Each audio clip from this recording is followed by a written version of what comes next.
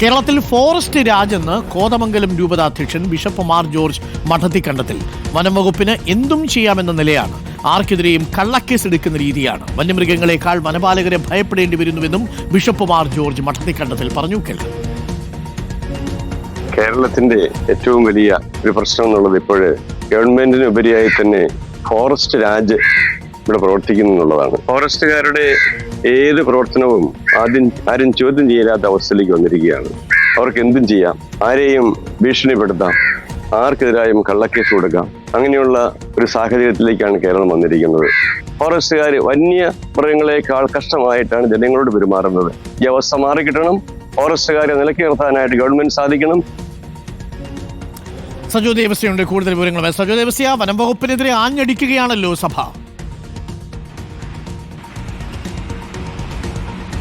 Doctor Arunkumar, രൂക്ഷമായ വിമർശനം Syro Malabar സഭയുടെ കോതമംഗലം രൂപത അധ്യക്ഷന്മാർ ജോർജ് മഠത്തിക്കണ്ടത്തിൽ നടത്തുന്നതിന്റെ സാഹചര്യം പശ്ചാത്തലമെന്നത് ഒന്ന്, വന്യമൃഗാക്രമണങ്ങൾ തുടർക്കഥയാകുന്നു. ജനങ്ങളുടെ, കർഷകരുടെ, മലയോര കർഷകരുടെ ജീവനും സ്വത്തിനും സംരക്ഷണം കൊടുക്കാൻ കഴിയുന്നില്ല, അക്കാര്യത്തിൽ വലിയ വീഴ്ചയുണ്ട് എന്ന വിമർശനവും ഒക്കെ നാളുകളായി സഭ ഉയർത്തുന്നതാണ്. അതൊന്നാമത്തെ പശ്ചാത്തലം. മറ്റൊന്ന്, ആലുവ മൂന്നാർ പഴയ രാജപാത, അത് PWD റോഡാണ്, അത് തുറന്നു നൽകണം ജനങ്ങൾക്ക് എന്ന ആവശ്യം നാളുകളായി ജനകീയ സമിതി ഉന്നയിക്കുന്നുണ്ട്. നേരത്തെ അവിടെ ഒരു സമരം ഏതാനും നാളുകൾക്ക് മുൻപ് സംഘടിപ്പിച്ചു. അതിന് നേതൃത്വം നൽകിയ കോതമംഗലം രൂപതയുടെ മുൻ അധ്യക്ഷന്മാർ ജോർജ് പുന്നക്കോട്ടലിനെതിരെ അടക്കം ജനപ്രതിനിധികളടക്കം 25ഓളം പേർക്കെതിരെ വനംവകുപ്പ് കേസെടുത്തിരുന്നു. അത് പക്ഷേ സമാധാനപരമായി അതിലെ നടത്തിയൊരു പ്രതിഷേധത്തെ, ഒരു യാത്രയ്ക്കെതിരെ ഇങ്ങനെ കേസെടുക്കുന്നത് ശരിയല്ല എന്ന വാദം ഉന്നയിച്ചു. കേസ് പിൻവലിക്കണമെന്ന് ആവശ്യപ്പെട്ടു. പക്ഷേ ആ കാര്യത്തിൽ കാര്യമായ നടപടികൾ ഒന്നും ഉണ്ടായില്ല. ഇതുകൂടാതെ തൊമ്മൻകുത്തിൽ സ്വകാര്യ ഭൂമിയിൽ വില കൊടുത്തു വാങ്ങിയ ഭൂമിയിൽ കുരിശ് സ്ഥാപിച്ചു. ജണ്ടയ്ക്ക് പുറത്താണ്, റോഡിനും താഴെയാണ്.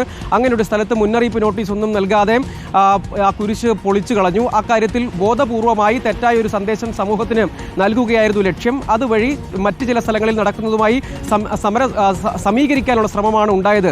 അത് വളരെ ആസൂത്രിതമാണെന്ന വിമർശനം. ഈ പശ്ചാത്തലത്തിലാണ് വിമർശനം ഉന്നയിക്കുന്നത്.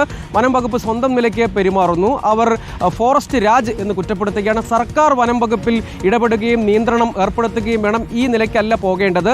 വനം വകുപ്പിനെ ജനങ്ങൾക്ക് വന്യജീവി ആക്രമണങ്ങളെക്കാൾ ഭയക്കേണ്ട സാഹചര്യം പലപ്പോഴും ഉണ്ടാകുന്നുണ്ട്. പലയിടങ്ങളിലും പ്രതിരോധ സംവിധാനങ്ങൾ ഒരുക്കണം, സുരക്ഷ ഒരുക്കണം എന്നാവശ്യപ്പെടുമ്പോൾ അതുണ്ടാകുന്നില്ല. പകരം വനം വകുപ്പ് അവിടെയുള്ള പ്രദേശങ്ങളിലുള്ള മലയോര മേഖലയിൽ, വനാതിർത്തി മേഖലയിലുള്ള ആളുകളെ വേട്ടയാടുന്ന സമീപനമാണ് പലപ്പോഴും സ്വീകരിക്കാറ്.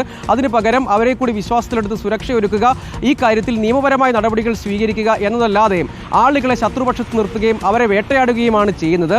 വനം വകുപ്പ് ഇത്തരത്തിൽ, അതായത് ആലുവ മൂന്നാർ പഴയ രാജപാതയിൽ സമരം നടത്തിയവർക്കെതിരായ കേസാണ് ചൂണ്ടിക്കാണിക്കുന്നത്.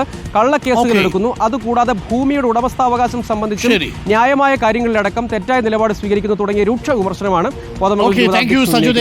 വിവരങ്ങൾ നൽകിയത്.